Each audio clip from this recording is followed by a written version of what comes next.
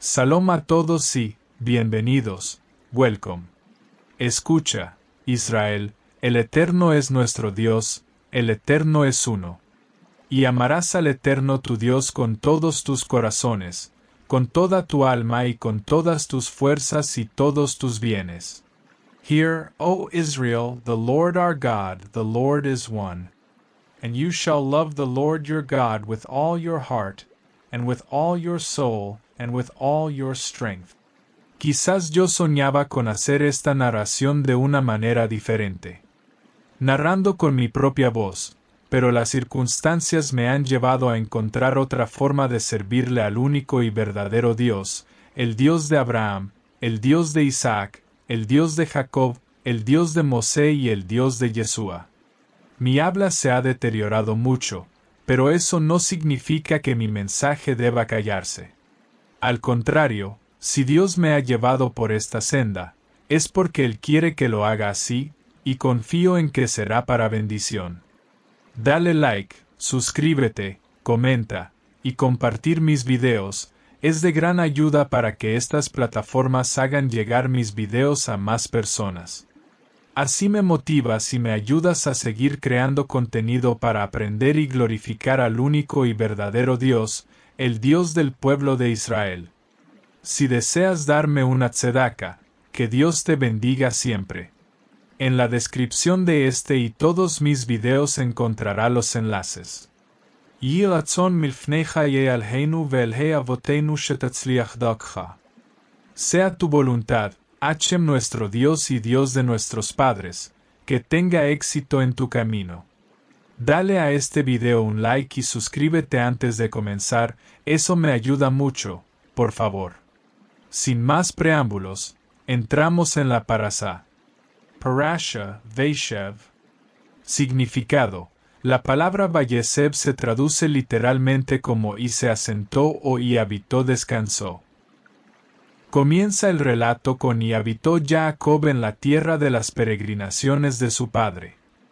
Este inicio es un punto de inflexión, que según el Midrash, refleja el deseo de Jacob de tener paz y asentamiento tras sus muchas pruebas, un deseo que el Eterno frustra inmediatamente con los problemas que surgen en torno a su hijo Yosef.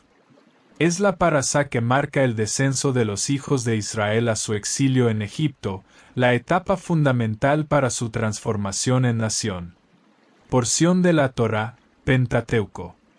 Génesis 37:1 hasta Génesis 40:23. Porción de la Haftará, Profetas. El profeta Amós 2:6 hasta Amós 3:8. Traducción completa de la parasha Vayeshev, Génesis 37:1 a 40:23. Y habitó Jacob en la tierra de las peregrinaciones de su padre, en la tierra de Canaán. Estas son las crónicas de la descendencia de Jacob. Yosef, a la edad de 17 años, estaba pastoreando con sus hermanos las ovejas. Siendo un joven, estaba con los hijos de Bilha y con los hijos de Silpá, las esposas de su padre. Y Yosef traía a su padre un mal informe acerca de ellos. Israel amaba a Yosef más que a todos sus otros hijos, porque era el hijo de su vejez, y le hizo una túnica de largos pliegues, o de múltiples colores.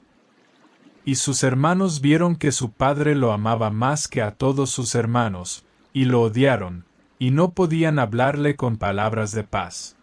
Y Yosef soñó un sueño, y lo contó a sus hermanos, y ellos lo odiaron todavía más. Y les dijo: Escuchen, por favor, este sueño que he soñado. He aquí que estábamos atando gavillas en medio del campo, y he aquí que mi gavilla se levantó y se quedó erguida, y he aquí que sus gavillas se reunieron alrededor y se postraron ante mi gavilla. Y sus hermanos le respondieron: ¿Acaso reinarás sobre nosotros, o acaso nos dominarás con poder? Y lo odiaron aún más a causa de sus sueños y de sus palabras. Y soñó todavía otro sueño, y lo contó a sus hermanos, y dijo: He aquí, he soñado un sueño más, y he aquí que el sol, la luna y 11 estrellas se postraban ante mí. Y se lo contó a su padre y a sus hermanos. Y su padre lo reprendió y le dijo: ¿Qué es este sueño que has soñado? ¿Acaso vendremos yo, tu madre y tus hermanos a postrarnos ante ti en tierra? Y sus hermanos sintieron envidia de él, pero su padre guardó la palabra en su corazón. Y sus hermanos fueron a pastorear el rebaño de su padre en Sechem. E Israel dijo a Yosef: ¿Acaso tus hermanos no están pastoreando en Sechem? Ve, y te enviaré a ellos. Y él le dijo: heme aquí. Y él le dijo: ve, por favor, y mira el bienestar, la paz, de tus hermanos y el bienestar del rebaño, y tráeme noticias. Y lo envió desde el valle de Hebrón, y Yosef llegó a Sechem. Y lo encontró un hombre, y he aquí que Yosef estaba vagando por el campo. Y el hombre le preguntó, diciendo: ¿qué buscas? Y él dijo: busco a mis hermanos, por favor, dime dónde están pastoreando. Y el hombre dijo: se han marchado de aquí, pues oí que decían: vámonos a Dotán. Entonces Yosef fue tras sus hermanos, y los encontró en Dotán. Y ellos lo vieron de lejos, y antes de que se acercara a ellos, conspiraron contra él para darle muerte. Y se dijeron unos a otros: he aquí que viene el maestro de los sueños. Ahora pues, vengan, matémoslo y arrojémoslo en una de las cisternas, y diremos que una fiera salvaje lo devoró. Y veremos qué será de sus sueños. Y Reubén escuchó, y lo rescató de sus manos, y dijo: no le quitemos la vida. Y Reubén les dijo: no derramen sangre. Arróllenlo a esta cisterna que está en el desierto, pero no pongan la mano sobre él. Él dijo esto con la intención de rescatarlo de sus manos para regresarlo a su padre. Y aconteció que cuando Yosef llegó hasta sus hermanos, ellos despojaron a Yosef de su túnica, la túnica de largos pliegues, o de colores, que llevaba puesta. Y lo tomaron y lo arrojaron a la cisterna. La cisterna estaba vacía, no había agua en ella. Y se sentaron a comer pan. Y levantaron sus ojos y miraron, y he aquí, una caravana de ismaelitas venía de Gilad, y sus camellos llevaban tragacanto, bálsamo y mirra, y se dirigían a Egipto. Y Jehudá dijo a sus hermanos: ¿qué provecho hay en que matemos a nuestro hermano y ocultemos su sangre? Vengan, y vendámoslo a los ismaelitas, y nuestra mano no estará sobre él, pues es nuestro hermano, carne nuestra. Y sus hermanos escucharon. Y pasaron hombres madianitas, mercaderes, y sacaron y subieron a Yosef de la cisterna, y vendieron a Yosef a los ismaelitas por 20 piezas de plata. Y ellos llevaron a Yosef a Egipto. Cuando Reubén regresó a la cisterna, he aquí que Yosef no estaba en la cisterna. Y rasgó sus vestiduras. Y regresó a sus hermanos y dijo: el muchacho no está. Y yo, ¿a dónde iré? Y tomaron la túnica de Yosef, y degollaron un cabrito, y mojaron la túnica en la sangre. Y enviaron la túnica de largos pliegues, y la hicieron llegar a su padre, y dijeron: encontramos esto. Reconoce, por favor, si es la túnica de tu hijo o no. Y él la reconoció, y dijo: es la túnica de mi hijo. Una fiera salvaje lo devoró. Yosef ha sido despedazado sin duda. Y Jacob rasgó sus vestiduras, y se puso tela de saco sobre sus lomos, e hizo duelo por su hijo muchos días. Y se levantaron todos sus hijos y todas sus hijas para consolarlo, pero él se negó a ser consolado, y dijo: descenderé a la tumba a mi hijo en luto. Y su padre lloró por él. Y los madianitas lo vendieron en Egipto a Potifar, oficial del faraón, jefe de la guardia, de los cocineros. Interludio de Yehudá y Tamar. Y aconteció en aquel tiempo, que Yehudá se apartó de sus hermanos, y se dirigió a un hombre de Adulam, cuyo nombre era Jirá. Y vio allí Yehudá a la hija de un cananeo, cuyo nombre era Súa, y la tomó, y se unió a ella. Y ella concibió y dio a luz un hijo, y llamó su nombre Er. Y ella concibió otra vez y dio a luz un hijo, y llamó su nombre Onán. Y ella volvió a dar a luz un hijo, y llamó su nombre Selá. Y Jehudá estaba en Kesib cuando ella lo dio a luz. Y Jehudá tomó una esposa para Er, su primogénito, cuyo nombre era Tamar. Pero Er, el primogénito de Jehudá, era malo ante los ojos de Dios, el Eterno, y Dios le quitó la vida. Entonces Jehudá dijo a Onán: Únete a la esposa de tu hermano, y cumple con ella tu deber como cuñado, y levanta descendencia para tu hermano. Pero Onán sabía que la descendencia no sería para él, y aconteció que cuando se unía a la esposa de su hermano, derramaba su simiente en tierra, para no dar descendencia a su hermano. Y fue malo a los ojos de Dios lo que hacía, y también a él le quitó la vida. Entonces Jehudá dijo a Tamar, su nuera: Quédate viuda en casa de tu padre hasta que crezca Selá, mi hijo. Pues él dijo: No sea que también muera él como sus hermanos. Y Tamar fue y se quedó en casa de su padre. Y pasaron muchos días, y murió la hija de Súa, la esposa de Jehudá. Y Jehudá se consoló, y subió a Timnat a donde estaban los esquiladores de sus ovejas, él y su amigo Jirá el adulamita. Y le informaron a Tamar, diciendo: He aquí que tu suegro sube a Timnat a esquilar sus ovejas. Entonces ella se quitó de encima sus ropas de viudez, se cubrió con un velo, y se envolvió, y se sentó a la entrada de Enaim, que está en el camino a Timnat, porque vio que Selá había crecido, y ella no le había sido dada por esposa. Jehudá la vio, y pensó que era una prostituta, porque ella se había cubierto el rostro. Y se acercó a ella junto al camino, y le dijo: Permíteme, por favor, unirme a ti, pues no sabía que era su nuera. Y ella dijo: ¿Qué me darás por unirte a mí? Y él dijo: Yo te enviaré un cabrito del rebaño. Y ella dijo: Me darás una prenda de garantía hasta que lo envíes. Y él dijo: ¿Qué prenda de garantía quieres que te dé? Y ella dijo: Tu sello, tu cordón y el bastón que tienes en tu mano. Y él se los dio, y se unió a ella, y ella concibió de él. Y ella se levantó y se fue, y se quitó el velo de encima, y se puso sus ropas de viudez.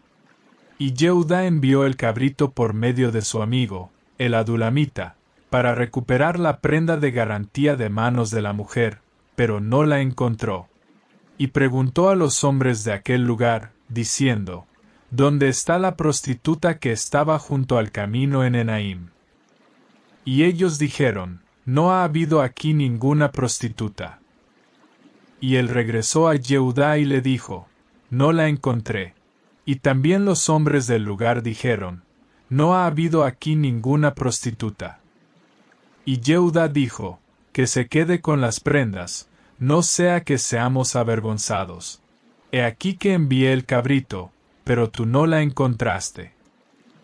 Y aconteció, después de unos 3 meses, que informaron a Jehudá, diciendo: Tamar, tu nuera, ha fornicado, y he aquí que también está encinta a causa de la fornicación. Y Jehudá dijo: Sáquenla y que sea quemada. Cuando la sacaban, ella envió a decir a su suegro: Del hombre cuyo es esto, he concebido. Y dijo: Reconoce, por favor, de quién son este sello, este cordón y este bastón. Y Jehudá los reconoció, y dijo: Ella es más justa que yo, por cuanto no la di a Selá, mi hijo.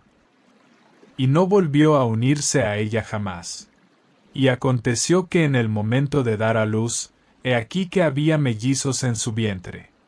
Y aconteció que mientras ella daba a luz, uno de ellos sacó la mano, y el partero tomó y ató un hilo escarlata sobre su mano, diciendo: Este salió primero. Y sucedió que cuando él retrajo su mano, he aquí que su hermano salió, Y ella dijo, ¿por qué has abierto una brecha?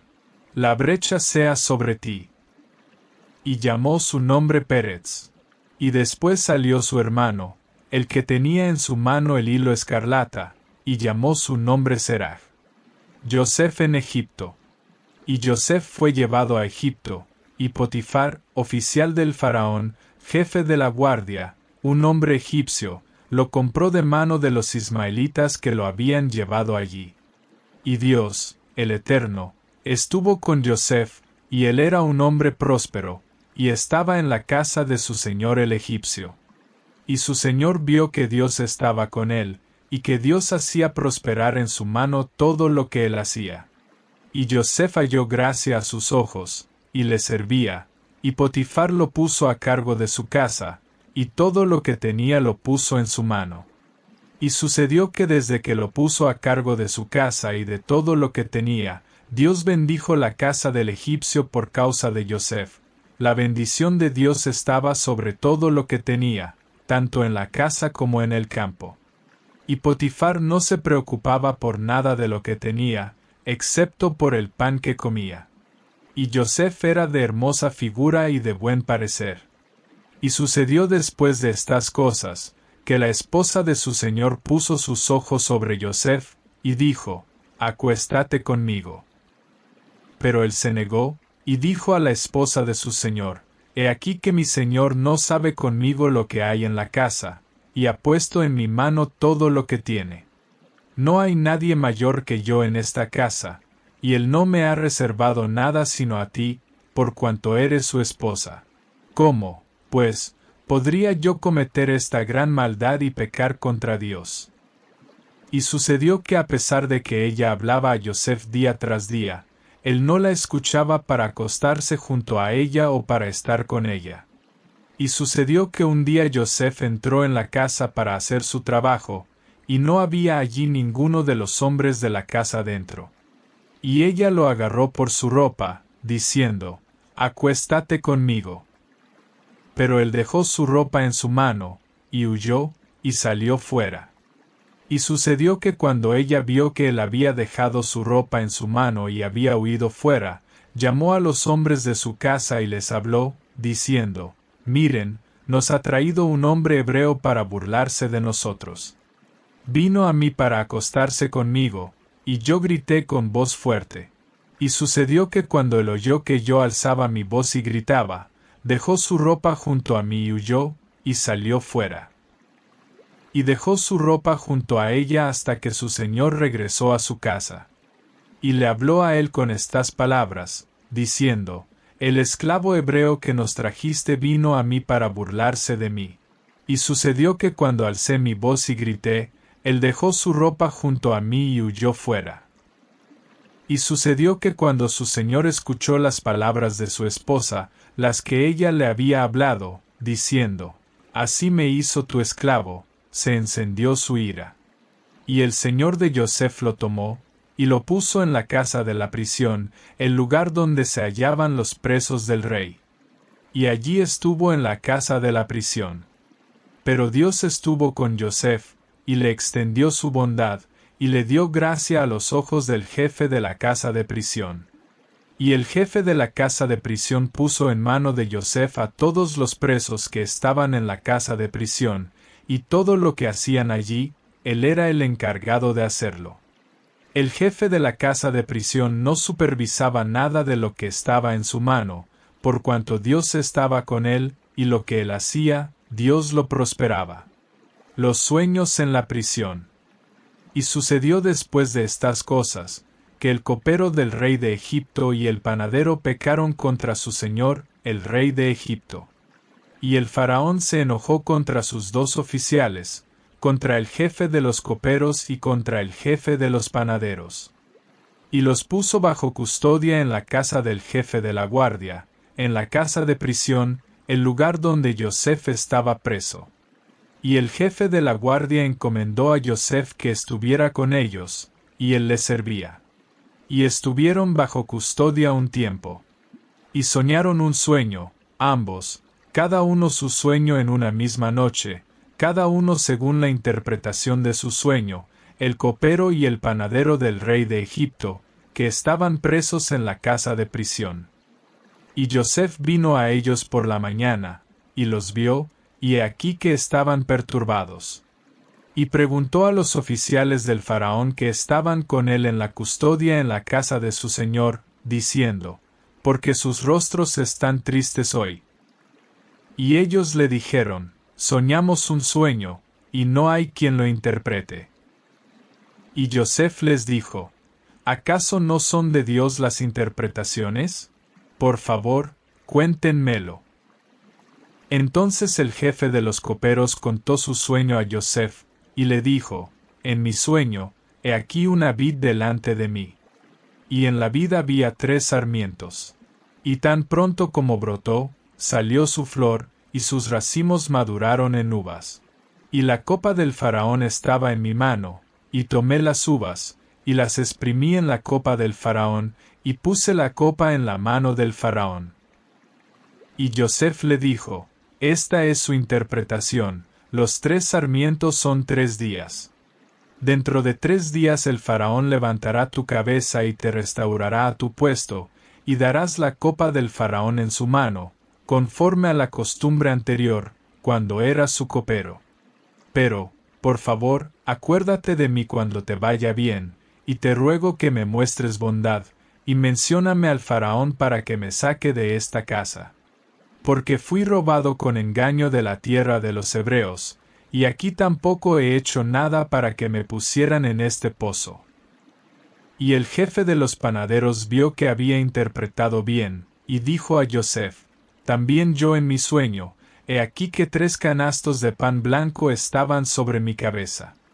Y en el canasto superior había de toda clase de comida para el faraón, obra de panadero. Y las aves estaban comiendo de ellos, del canasto sobre mi cabeza. Y Joseph respondió y dijo, esta es su interpretación, los 3 canastos son 3 días. Dentro de 3 días el faraón levantará tu cabeza de sobre ti, y te colgará de un árbol, y las aves comerán tu carne de sobre ti. Y sucedió que al tercer día, el día del cumpleaños del faraón, él hizo un banquete para todos sus sirvientes. Y levantó la cabeza del jefe de los coperos y la cabeza del jefe de los panaderos en medio de sus sirvientes. Y restauró al jefe de los coperos a su puesto de copero, y él dio la copa en la mano del faraón. Pero al jefe de los panaderos lo colgó, tal como Joseph les había interpretado. Y el jefe de los coperos no se acordó de Joseph, sino que lo olvidó. Texto completo de la Haftará, Amós 2, 6-3, 8. Así ha dicho Dios, por 3 transgresiones de Israel, y por 4, no revocaré mi decreto, porque venden por dinero al justo, y al pobre por un par de sandalias. Ellos ansían con fervor el polvo de la tierra sobre la cabeza de los desamparados, y el camino de los mansos tuercen, y el hombre y su padre van a la misma joven, para profanar mi santo nombre. Y se acuestan junto a todo altar sobre vestiduras tomadas en prenda, y beben en la casa de su Dios el vino obtenido de las multas. Pero yo destruí al Emorí delante de ellos, cuya altura era como la altura de los cedros, y fuerte como la encina, y destruí su fruto arriba y sus raíces abajo.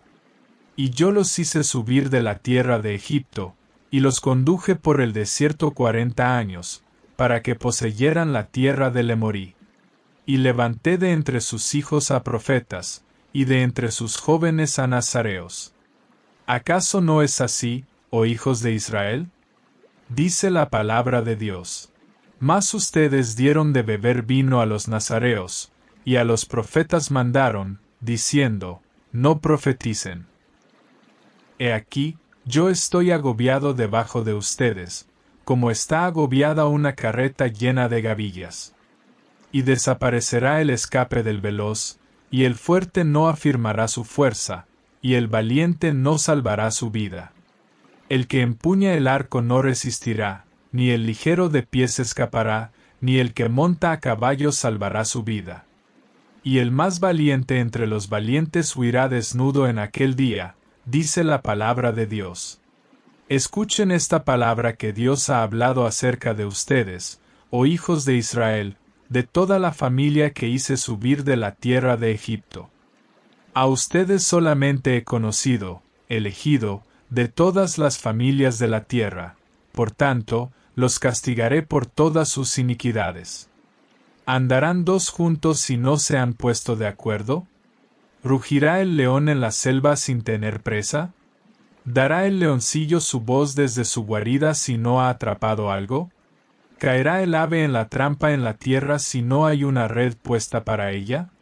¿Se levantará la trampa del suelo sin haber atrapado algo? ¿Se tocará la trompeta, el zofar, en la ciudad sin que el pueblo se estremezca?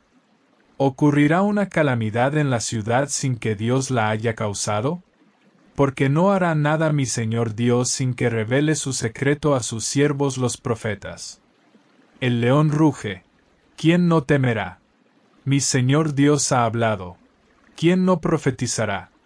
Reflexión larga, emotiva y espiritual profunda. El mensaje central, la providencia oculta en el descenso necesario. La Parasá Vayeshev es el portal a la forja del pueblo de Israel. Su mensaje central es profundo. La voluntad del Eterno opera incluso a través de los actos más oscuros de la envidia, el odio y la traición humana, transformando el mal aparente en un bien necesario. Yosef representa la semilla de la redención. Debe descender a las profundidades, el pozo, la esclavitud, la cárcel, para luego ascender a la cúspide del poder y asegurar la supervivencia de su familia. El primer versículo, y se asentó Jacob, detona el juicio de Dios. El Midrash Rabba pregunta, ¿buscan los justos reposo en este mundo? No basta con su recompensa en el mundo venidero. Jacob anhelaba paz, pero Dios le mostró que la misión de la casa de Israel aún requería movimiento y purificación a través de la prueba. Principios éticos y espirituales. 1. La transformación de la Sinat Hinam, odio gratuito. La Parasá expone el peligro destructivo del odio fraternal, causa de la venta de Yosef.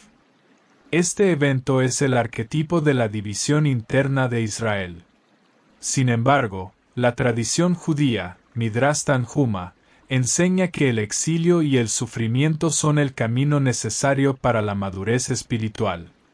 Los hermanos, al final, son forzados a confrontar su culpa, iniciando un proceso de teshuvá, retorno arrepentimiento, fundamental para la unidad nacional.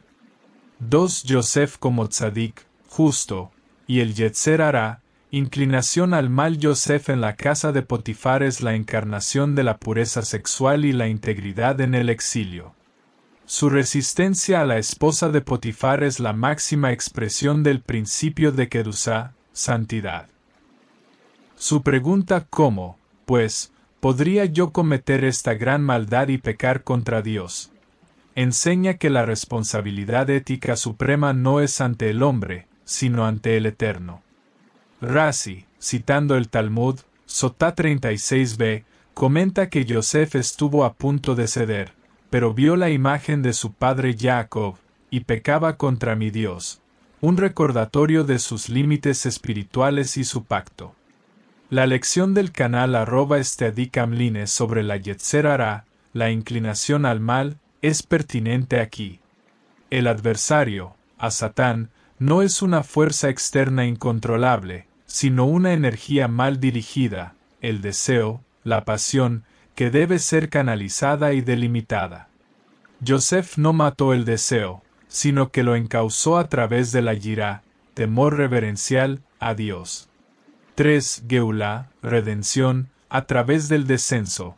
La vida de Yosef es una merkabá, carroza, para el plan divino.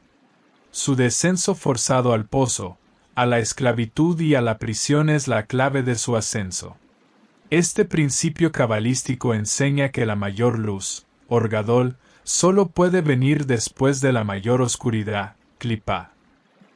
La experiencia de Yosef ilustra que el sufrimiento y la oscuridad no son un castigo, sino las herramientas de Dios para la corrección, tikkun, y el cumplimiento de un propósito superior. Aplicación en la actualidad. Individualmente, Bayezeb nos enseña que nuestros propios pozos y prisiones, crisis, desempleo, soledad, enfermedad, son etapas necesarias que nos despojan de nuestro manto de privilegio, nuestra arrogancia o falso sentido de control, para revelar nuestra dependencia del Eterno. La perseverancia y la emuná, fe, de Yosef en la cárcel, prosperando incluso bajo la adversidad, es el modelo para enfrentar los desafíos éticos y espirituales de un mundo secular. A nivel comunitario, la parasá es un llamado a la unidad. El odio y la envidia entre hermanos detuvieron por 22 años la consolación de Jacob. Hoy, la división en la comunidad, sea por ideología, dogma o práctica, sigue siendo el mayor obstáculo para la Geulá. Bayezeb nos obliga a reconocer que el bienestar de la nación depende de superar el odio gratuito y reconocer la chispa divina en el otro, incluso en el adversario. Conexiones desde el judaísmo mesiánico, visión hebrea no trinitaria. Desde una perspectiva hebrea y mesiánica no dogmática, Yosef, el soñador, el justo que sufre, el salvador de su pueblo, se alza como una poderosa sombra tipológica de Yeshua, el Mesías. Yosef como arquetipo del siervo sufriente. Yeshua es entendido en esta visión como el Ibn Hashem, siervo del Eterno, un hombre perfecto en su obediencia y destinado a la realeza, no como una deidad, sino como el hombre ungido que cumple el propósito de Dios. Analogía tipológica, Yosef y Yeshua. Primer punto, rechazo fraternal. Yosef, Génesis fue odiado y vendido por sus hermanos, la casa de Israel. Yeshua, Mesías fue rechazado y entregado por su propio pueblo. Segundo punto, precio. Yosef, Génesis vendido por 20 piezas de plata. Yeshua, Mesías el Mesías es entregado por Judas Iscariote por 30 piezas de plata, un precio de esclavo. Tercer punto, el pozo o la prisión. Yosef, Génesis descendió al pozo y a la prisión, un simbolismo de la muerte y el mundo inferior. Yeshua, Mesías descendió a la tumba o al Seol, Hades, un simbolismo de su sufrimiento y juicio. Cuarto punto, exaltación y salvación. Yosef, Génesis fue exaltado a la derecha del faraón para salvar a Egipto e Israel del hambre. Yeshua, Mesías fue exaltado a la derecha del Padre para salvar a Israel y a las naciones, mundo, de la muerte espiritual. Quinto punto, el nombre. Yosef, Génesis su nombre Yosef significa añadirá, descendencia o bendición. Yeshua, Mesías su nombre Yeshua, forma corta de Yehoshua, significa Dios salva o Hashem salva. Profecía relevante y traducción. La narrativa de Yosef es reconocida en el Tanaj como un acto de Dios para la preservación de su pacto. Salmo 105, 17 hasta 19 es una profecía directa de su misión. Texto hebreo, Salmo 105, 17 a 19, texto masorético. Shalach lifnehem ish, lemachre le'abed Yosef, anu bechvel raglo, barzel ba nafsho, adet badvaro, amarti hevet tzarfatehu. Traducción precisa al español, basada en fuentes hebreas. Él envió delante de ellos a un hombre, como esclavo fue vendido Yosef. Afligieron con el grillete su pie, el hierro llegó hasta su alma persona. Hasta el tiempo en que vino su palabra, el dicho de Dios lo purificó probó.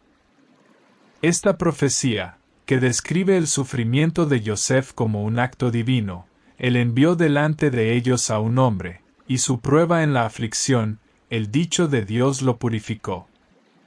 Serfatu, encuentra su reflejo más adelante en el Ibn Hashem, siervo de Dios, de Isaías 53, que también fue despreciado y experimentado en el dolor, siendo despreciado, pero cuya aflicción sirvió un propósito redentor superior. El destino de Yosef, el hombre que desciende para salvar, establece el patrón para el Mesías, el siervo, que desciende para purificar a su pueblo. Reflexión conclusiva para la vida actual. La sabiduría de Valleseb resuena profundamente en el mundo contemporáneo, marcado por la polarización y la búsqueda de sentido. El mensaje esencial es la necesidad de Ein Sof, lo ilimitado, de el Eterno para operar a través de Guf, el límite corporal.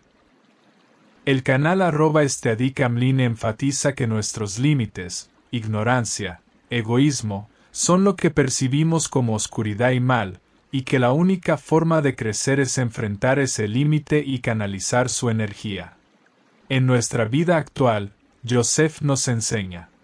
1. Aceptar los tiempos muertos. La sociedad nos exige éxito y velocidad constantes. Yosef pasó años en la oscuridad, olvidado por el copero. Esta espera fue el crisol donde su carácter fue refinado y su soberbia juvenil purificada. En la era de la gratificación instantánea, Valleseb nos recuerda que la madurez espiritual requiere tiempo y olvido, ser olvidado por la sociedad para ser recordado por el Eterno. 2. Integridad ante el poder. Yosef enfrentó la prueba de la esposa de Potifar, una tentación de poder y placer en un ambiente donde nadie lo vería. La corrupción y la falta de ética prosperan en la oscuridad.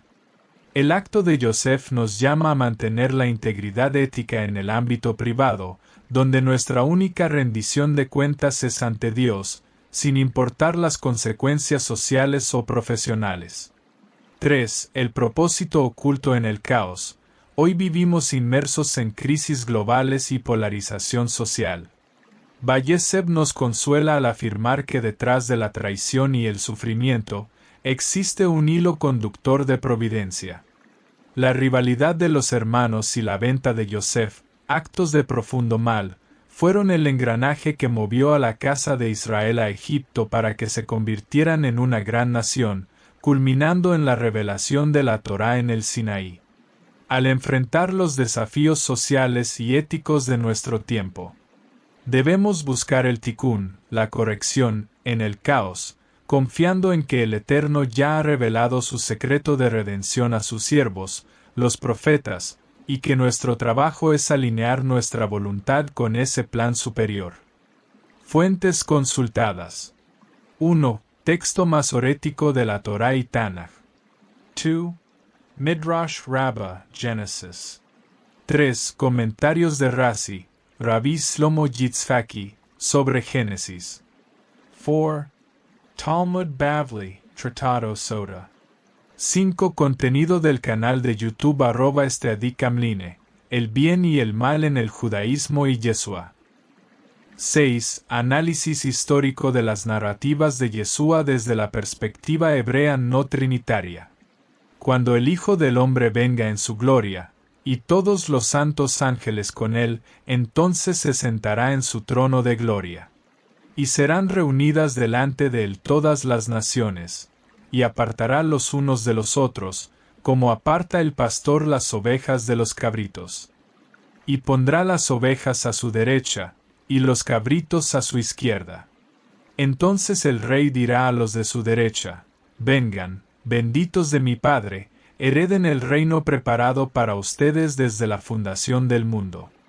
Porque tuve hambre, y me diste de comer, tuve sed, y me diste de beber, fui forastero, y me recogiste. Estuve desnudo, y me cubriste, enfermo, y me visitaste, en la cárcel, y viniste a mí. Entonces los justos le responderán diciendo: Señor, cuando te vimos hambriento, y te alimentamos, o sediento, y te dimos de beber?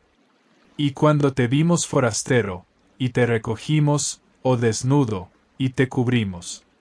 O cuando te vimos enfermo, o en la cárcel, y fuimos a ti. Y respondiendo el rey, les dirá: de cierto les digo que en cuanto lo hicieron a uno de estos mis hermanos más pequeños, a mí lo hicieron. Fuente: Mateo 25, 31 a 34. Este pasaje muestra que el juicio final se basa en nuestras acciones hacia el prójimo, y que la verdadera justicia se refleja en el amor práctico hacia los necesitados.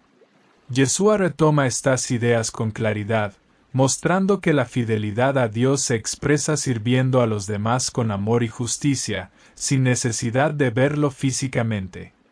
Servir al necesitado es servir al Mesías, su representante. Bienaventurados los pobres en espíritu, porque de ellos es el reino de los cielos. Bienaventurados los que lloran, porque ellos recibirán consolación. Bienaventurados los mansos, porque ellos heredarán la tierra. Bienaventurados los que tienen hambre y sed de justicia, porque ellos serán saciados. Bienaventurados los misericordiosos, porque ellos alcanzarán misericordia. Bienaventurados los de limpio corazón, porque ellos verán a Dios. Bienaventurados los pacificadores, porque ellos serán llamados hijos de Dios. Bienaventurados los perseguidos por causa de la justicia, porque de ellos es el reino de los cielos. Bienaventurados sois cuando por mi causa os insulten y os persigan, y digan toda clase de mal contra vosotros mintiendo. Gozaos y alegraos, porque vuestro galardón es grande en los cielos. Fuente: Mateo 5, 3 a 12.